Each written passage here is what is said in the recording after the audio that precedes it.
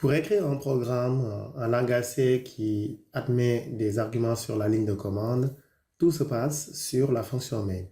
En fonction de la signature que vous utilisez, vous indiquez au compilateur s'il doit mettre à disposition ou pas les arguments sur la ligne de commande.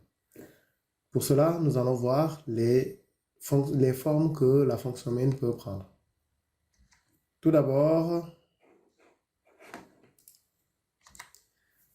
il y a la fonction main qui n'admet pas d'argument. Donc, dans ce cas de figure-là, vous indiquez au compilateur que vous n'êtes pas intéressé par la possibilité à l'utilisateur de vous transmettre des arguments sur la ligne de commande. Par contre, si vous faites une déclaration de la fonction main avec deux arguments, argc qui est en entier et argv qui est un tableau de chaîne de caractères, vous indiquez au compilateur que vous souhaitez avoir les arguments sur la ligne de commande. Et c'est la seule chose qu'il faut changer pour que le compilateur mette à disposition les arguments sur la ligne de commande. Enfin, il y a une troisième possibilité, c'est d'ajouter la fonction ou l'argument env qui permet de récupérer les variables d'environnement qui sont les variables d'environnement qu'on connaît telles que le path et autres. Ce sont des chaînes de caractères qui sont partagées entre les programmes dans un système.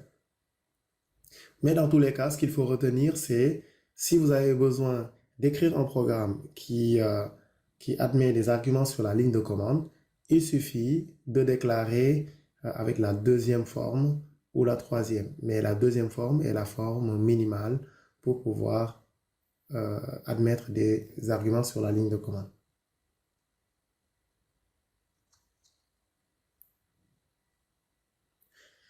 Nous allons maintenant voir deux programmes, un exemple très simple de deux programmes dont l'un admet des arguments sur la ligne de commande et l'autre n'admet pas d'arguments sur la ligne de commande.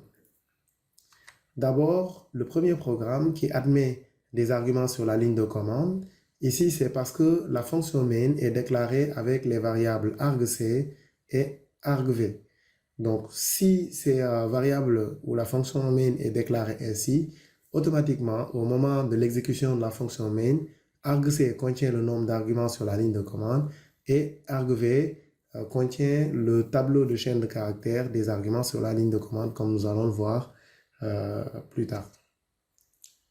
Pour le deuxième programme, là, la fonction main a pour paramètre void ou rien du tout. Ça, cela veut dire qu'aucun argument sur la ligne de commande n'est envoyé par le compilateur à votre programme.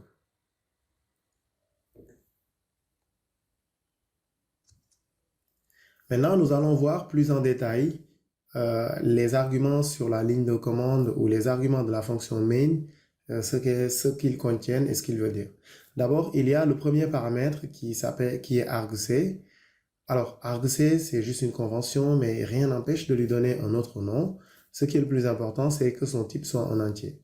Alors, argc va contenir le nombre d'arguments sur la ligne de commande, ou si vous voulez, le nombre de mots qui ont été fournis par l'utilisateur.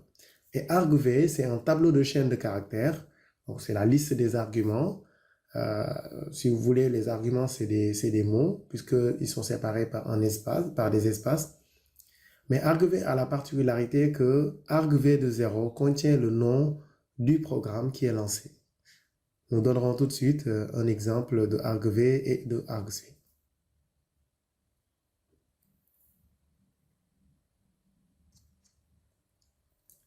Alors, voici un exemple de argc et de argv. Donc là, nous avons sur la ligne de commande, si l'utilisateur tape programme, argv de 1, argv 2, arg3, argv 4, dans ce cas, si la fonction main est déclarée ainsi, argc va contenir 4 plus 1 qui est égal à 5. Donc 1, 2, 3, 4. Il y a 4 arguments plus l'argument qui concerne le nom du programme. Alors, argv va être un tableau de chaîne de caractères dont le premier élément, c'est le nom du programme. Donc, programme va être mis là.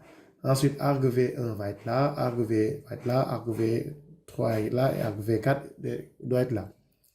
Alors, la première leçon ou le premier principe qu'il faut donc retenir, c'est que argc est toujours supérieur ou égal à 1. Parce que tout simplement, pour lancer un programme, pour qu'on puisse faire appel à la fonction main, il faut au moins donner le nom du programme. Donc, le nom du programme, il est toujours présent. Ce sont les autres arguments qui ne sont pas toujours présents, les autres arguments sur la ligne de commande.